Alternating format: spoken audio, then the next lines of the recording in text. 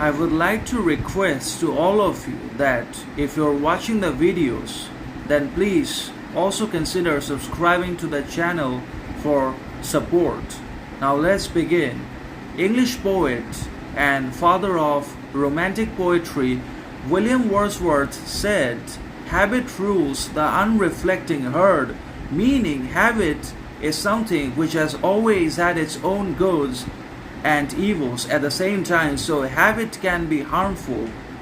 or helpful simultaneously because it has always had its own problems, difficulties, challenges and complexities that often goes unnoticed and unrecognized, obviously because we act out of desperation, frustration, ignorance, hate, envy, comparison and other sorts of weaknesses and evils that basically stem or spring from our own inabilities, incapabilities and lack of talent, courage, confidence, character and so on and so forth. But if habit is not good, moral or wise, then it is going to ruin all of our lives, destroy all our relationships, take away our well-being and affect our mental health in one way or another. And that's why it's fundamental and imperative for all of us that we focus and emphasize upon the development and acquisition of habits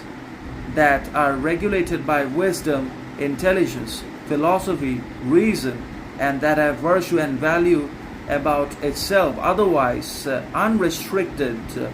or untethered habit has the potential also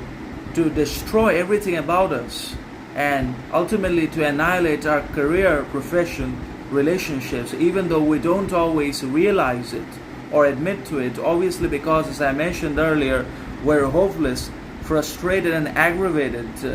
not only at our own failures, setbacks or tragedies, but also upon the successes, possessions or prosperities of the others. But we basically had to recognize all of our insecurities and weaknesses, and we also